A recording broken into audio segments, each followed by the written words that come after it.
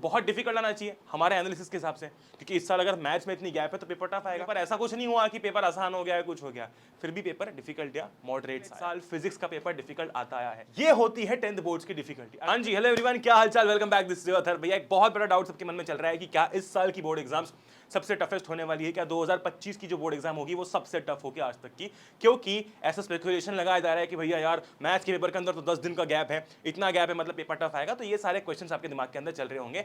आज इस वीडियो के थ्रू मैं आपके सारे क्वेश्चंस का जवाब देने वाला हूं। आपके भैया ने सारा एनालिसिस किया है, सारी मेहनत कर ली है, आपको बस बैठ के देखना है और चीजों को समझना है जो जो मैं आपको बताया जा रहा हूं।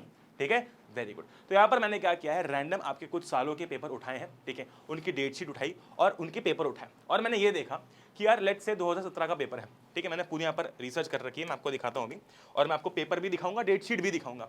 मान लेते हैं 2017 का पेपर है, फिर मैंने ये देखा कि 2017 की जो डेट शीट है उसके अंदर किस पेपर में सबसे ज्यादा गैप है या बहुत कम गैप दिख रही है, ठीक है। फिर मैंने ये एनालाइज किया कि अगर ज्यादा गैप है तो क्या पेपर टफ आ रहा है, और अगर कम गैप है तो क्या पेपर ईजी आ रहा है। ऐसे करके मैंने रैंडम कुछ साल आपके उठाए और पिछले रिसेंट ईयर्स ही उठाए ताकि हमको ज्यादा अच्छा आइडिया लग पाए, ठीक है। तो सिट बैक, रिलैक्स। उससे पहले बस मेरा एक काम कर दो, नीचे एक कमेंट छोड़ दो, टेंशन फ्री बोर्ड्स, क्योंकि मैं भारत के हर बच्चे तक ये मैसेज पहुंचाना चाहता हूं कि बोर्ड्स देंगे, फोड़ेंगे भी, आग भी लगाएंगे, वो भी बिना टेंशन लिए, ठीक है, वेरी गुड। अब देखो यार, यहां पर मैंने रैंडम ईयर्स लिख रखे हैं, मैं आपको पेपर भी दिखाता हूं और डेट शीट भी दिखाता हूं, ठीक है। 2017 का जो हमारा पेपर था उसमें लगभग अप्रोक्सीमेटली 10-11 दिन की गैप थी, है ना। उस हिसाब से पेपर जो आना चाहिए वो बहुत बहुत डिफिकल्ट आना चाहिए हमारे एनालिसिस के हिसाब से, क्योंकि इस साल अगर मैथ्स में इतनी गैप है तो पेपर टफ आएगा। आ जाओ देखते हैं, है ना, आ जाओ देखते हैं। ये देखो, ये सारे आपके ईयर, मतलब सारे आपकी डेट शीट पेपर। तो ये रही हमारी 2000, कहाँ गई 2017 की डेट शीट। भाई डेट शीट मिलना मुश्किल हो रहा था, मैंने बड़ी मुश्किल से अलग अलग जगहों से निकाली है, ठीक है। आप देखो, ये रहा आपका साइंस का पेपर, है ना। और जो पहला पेपर हमारा स्टार्ट हुआ है वो बेसिकली कब स्टार्ट हुआ है, 9 मार्च को स्टार्ट हुआ है। हालांकि वो इतने बड़े पेपर नहीं थे, लेकिन आपकी पेपर की वो फीलिंग आ जाती है कि अब यहाँ से पेपर चालू हो चुके हैं। तो लगभग हमको, अगर आप देखते हो बीच में संस्कृत का पेपर भी था, है ना, कहाँ गया हमारा साइंस का पेपर, ये देखो 22 तारीख को हमारा साइंस का पेपर था। मतलब इस हिसाब से अगर अच्छी खासी गैप मिली है तो हमारे पास में जो पेपर आना चाहिए वो डिफिकल्ट आना चाहिए। अब अगर आप 2017 का पेपर ध्यान से देखते हो ना, ध्यान से देखते हो, इस पेपर में कुछ नहीं है। मैं आपको हर चीज की लिंक भी नीचे दे दूंगा, आप जाके एनालाइज खुद भी कर सकते हो। पर क्या मतलब है फालतू टाइम पास करके, मैं जो बता रहा हूँ वो ध्यान से सुन लो, ठीक है, वेरी गुड। वेजिटेटिव प्रोपोगेशन पर सवाल आया, है ना। List 3 techniques of preventing pregnancy पर सवाल आया, 3-3 मार्क्स के सवाल है, देखो ये, ठीक है। उसके बाद में ये देखो, जो हमारा 20th क्वेश्चन है वो क्या है, right the functions of each of the following parts in human female reproductive system, ovary, uterus, fallopian tube, free के 5 नंबर, ठीक है। अगर आप ये पूरा पेपर देखते हैं, ये पूरे पेपर में आपको यही दिखेगा, ठीक है। इसका मतलब ये थ्योरी तो यहाँ पर फेल हो जाती है कि अगर गैप ज्यादा है तो हमारे पास में पेपर इजी आएगा, ठीक है। और कुछ एक साल से तो पता चलेगा नहीं, और कुछ पेपर एनालाइज करते हैं। अच्छा, बाय द वे एक और चीज बहुत इंपॉर्टेंट, जैसे कि आप सभी लोगों की डिमांड थी और बहुत प्यारा रिस्पांस था आपका हमारे सेशंस के ऊपर जो मैंने मैथ्स के करवाए थे, आपकी डिमांड पर कल 24 जनवरी को मॉर्निंग में सुबह 5 बजे, ठीक है, हम लोग करने वाले हैं सर्कल्स का एक बहुत तगड़ा सेशन, ठीक है। सर्कल्स का हम लोग सेशन करने वाले हैं सुबह 5 बजे, 1-1.25 घंटे के अंदर पूरा चैप्टर निपटा देंगे, वो सारे क्वेश्चंस करेंगे जो इस साल पेपर में उठ के आने वाले हैं, ठीक है।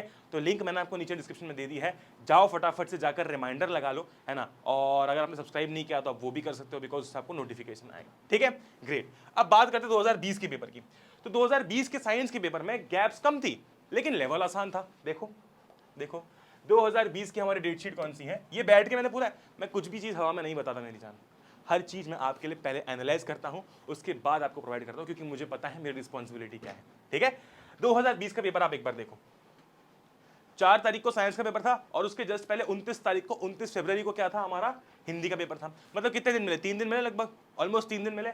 आप देखो 2020 का हमारा पेपर, ठीक है, कम गैप है तो भी पेपर ऐसा कोई बहुत खासा डिफिकल्ट नहीं आया, आसान ही आया, ठीक है। मैं आपको इस पूरे एनालिसिस के बाद में एक चीज बताऊंगा जो कि आपको हमेशा अपने साथ रखनी है। ये देखो, carbon can not reduce the oxides of sodium, magnesium and aluminium to the respective materials, हमने बात कर रखी है इसके ऊपर। ये सारे सवाल हम लोगों ने, अगर आप बैच में थे तो हम लोगों ने कर रखे हैं, ठीक है। डिफाइन एटॉमिक साइज, ये सब law of dominance and trade, सब कुछ कर रखा है हमने, सब कुछ कर रखा है। इसका मतलब ये है कि गैप्स कम होने पर भी पेपर में ऐसा कोई खास फर्क नहीं आया, ठीक है। अच्छा, और एनालाइज करते हैं, है ना, और एनालाइज करते हैं, आ जाओ और एनालाइज करते हैं। जो 2022 का हमारा पेपर था उसमें लगभग 7 दिन का गैप था मैथ्स के पेपर में, लेकिन बहुत इजी पेपर आया था। देखो कहाँ गया 2022, ये 2022 की हमारी डेट शीट है ना, ये 2022 की डेट शीट है। देखो 5 तारीख को मैथ्स था और उसके पहले लगभग कब था हमारा लास्ट पेपर, 27 तारीख को था, है ना। अगर आप 2022 का मैथ्स का पेपर देखते हो ना, मतलब इतना रद्दी पेपर है, इतना आसान पेपर है कि उसकी कोई हद नहीं है, आप खुद देखना, है ना। सर्कल का ये सवाल हर साल उठ के आता है, वो है इसमें, ठीक है। उसके बाद में स्टैट्स का वो सवाल देखो, एंगल ऑफ एलिवेशन वाला सवाल, है ना। सर्कल का ये सवाल, draw circle of radius 3 centimetre वाला, ठीक है। उसके बाद में एज वाला सवाल, लीनियर इक्वेशन से, अगेन स्टैट्स वाला मिसिंग फ्रीक्वेंसी वाला सवाल, है ना। उसके बाद देखो कहाँ गया, ये देखो एपी में सम दिया हुआ, एपी निकालना है, सवाल सबको आता है, एनसीईआरटी का सवाल है, इससे आपको एम की वैल्यू निकालनी है, सबने सवाल कर रखा है, ठीक है। मतलब इन शॉर्ट ऐसा है कि पेपर फिर भी बहुत आसान आया, गैप ज्यादा होने पर भी। तो अभी तक हमने देखा कि गैप ज्यादा थी तो भी पेपर आसान आया, और गैप कम थी तो भी पेपर आसान आया। ओके, और एनालिसिस करते हैं और देखते हैं कहीं तो कुछ छुपा होगा। 2023 पे आते हैं। 2023 के एसएसटी के पेपर में गैप्स कम थी, ठीक है। आप देखना 2023 के एसएसटी के पेपर में ना, 2023 की डेट शीट कहाँ गई, ये देश की डेट शीट। एसएसटी में आप देखेंगे ये एसएसटी का पेपर है, उसके पहले आपका कंप्यूटर एप्लीकेशन का पेपर है, उसके पहले संस्कृत का पेपर है। मतलब बीच में देखो काफी कम गैप्स है, बहुत सारे बच्चों का संस्कृत भी होता है और आईटी भी होता है, ठीक है। लेकिन जो 2023 का आपका सोशल का पेपर था ना, वो थोड़ा सा डिफिकल्ट था, ठीक है। इसमें थोड़ी सी चीज है ना, मतलब मॉडरेट से लेके डिफिकल्ट वाले पोर्शन में थी, ठीक है। तो मैं ये कह सकता हूं कि गैप कम होने पर ऐसा कुछ नहीं हुआ कि पेपर आसान हो गया है, कुछ हो गया, फिर भी पेपर डिफिकल्ट या मॉडरेट्स आया, ठीक है। एक और आखिरी एनालिसिस करता हूं, फिर मैं तुमको बताता हूं कि इससे प्रूफ क्या होता है। 2024 में जो मैथ्स का पेपर आया था उसमें गैप्स कम थी, पर फ्यू क्वेश्चंस वर चैलेंजिंग, ठीक है। अब मैं आपको एक सिंपल सी बात बता देता हूं कि सीबीएसई 10th बोर्ड का पेपर डिफिकल्ट आने का मतलब यह है कि उसमें शायद 2-3 सवाल आपसे ना बने। ये होती है 10th बोर्ड्स की डिफिकल्टी। अगर मैं 12th बोर्ड्स की बात करता हूं तो हाँ, 12th बोर्ड्स में ऑलमोस्ट एवरी ऑल्टरनेट साल फिजिक्स का पेपर डिफिकल्ट आता आया है। कभी कभी वो जेई मेंस के सवाल भी पूछ लेते हैं, मतलब ऐसा लगता है कि अरे तो जेई का सवाल है, लेकिन 10th बोर्ड्स में ऐसा नहीं होता, ठीक है। देखो बात यह है कि 2020 के बाद में जो न्यू एजुकेशन पॉलिसी आई थी, जो सरकार ने लागू करी थी, कि वो थोड़े टाइम बाद लागू होगी, पर जो भी है ना, उसके तहत आपके जो क्वेश्चंस है वो कॉम्पिटेंसी बेस्ड क्वेश्चंस आने चाहिए, ऐसे आने चाहिए, वैसे आने चाहिए। तो बस पेपर का पैटर्न चेंज हुआ है, वो आपसे अब कॉन्सेप्चुअल सवाल ज्यादा पूछते हैं, पेपर का डिफिकल्टी लेवल नहीं बढ़ेगा, ठीक है। पेपर का डिफिकल्टी लेवल नहीं बढ़ता है। आप पिछले साल का पेपर देखो, उसके पिछले साल का पेपर देखो, पेपर लगभग सेम डिफिकल्टी के आते हैं, मतलब सेम लेवल के आते हैं, ठीक है।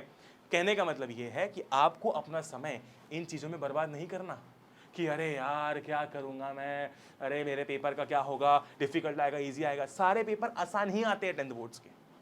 डिफिकल्ट आने का मतलब ये होता है कि यार 30 सवाल थे, 30 में से ना 25 मैंने कर रखे थे, 3 मुझे कैसे तैसे करके आ गया, लेकिन 2 सवाल नहीं बन पाए मेरे, या 3 सवाल नहीं बन पाए। ये होती है डिफिकल्टी 10th बोर्ड्स की, ऑनेस्टली बता रहा हूं, ठीक है। तो बिल्कुल अपने दिमाग से टेंशन हटा दो कि भैया पेपर टफ होगा, और आराम से अपनी प्रिपरेशन करो। मैं खड़ा हूं यहाँ पे तुम्हारे साथ में, ठीक है। कुछ नहीं होगा, पेपर आसान आएंगे। तुम्हें मैंने एनालिसिस दिखा दिया कि गैप से कुछ डिसाइड नहीं होता कि पेपर टफ आएगा डिफिकल्ट आएगा।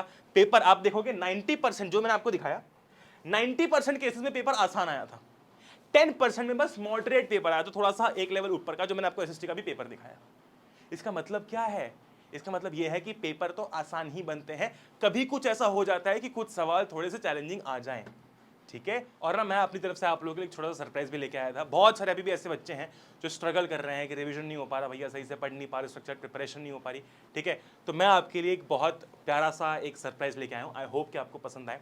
हमारी जो ना विजय बैच है उसकी प्राइस अब हमने आप लोगों के लिए एक दिन के लिए 399 रुपीज़ कर दी है। ऐसे बहुत सारे बच्चे हैं जो मुझे अभी भी कहते हैं कि भैया मैंने और कोई कोर्स तो ले लिया था, मैंने कुछ खरीद लिया था ऐसा वैसा, लेकिन अब मुझे आपसे पढ़ना है या आपकी बैच में पढ़ना है, लेकिन अब मैं अफोर्ड नहीं कर पा रहा। तो हमने जो प्राइस है उसको सीधा स्लैश करके 399 कर दिया है, ठीक है। आखिरी के आपके पास 20 दिन बचे हुए हैं, ये आपके लिए बेस्ट इन्वेस्टमेंट हो सकती है, ठीक है। हमारे जितने भी लेक्चर्स इस क्रैश कोर्स के अंदर हो चुके हैं लाइव, वो अब आपको इसमें रिकॉर्डेड फॉर्म में देखने को मिल जाएंगे। पूरा स्ट्रक्चर है, प्लस आपको जो एआई लेक्चर्स हैं और जो एनिमेटेड लेक्चर्स हैं वो भी इसके अंदर देखने को मिल जाएंगे। ठीक है, ये स्पेशली मैंने उन्हीं बच्चों के लिए किया है जो पढ़ना चाह रहे हैं, जिनको लग रहा है कि भैया रिवीजन नहीं हुआ, हम पढ़ नहीं पाए हैं, हमें समय नहीं मिल पाया, या XYZ जो भी रीज़न है, लेकिन अब स्ट्रक्चर्ड प्रिपरेशन करनी है। यूट्यूब पर डिस्ट्रैक्शन होता है बहुत ज़्यादा। ठीक है, तो हमने एक बहुत मिनिमल कॉस्ट कर दी है, जितना कॉस्ट हमको वैसे लगता है सर्वर हैंडलिंग वगैरह करने में, इतने सारे वीडियोज़ को होस्ट करने में। ठीक है, बस उतनी ही कॉस्ट ये है ना।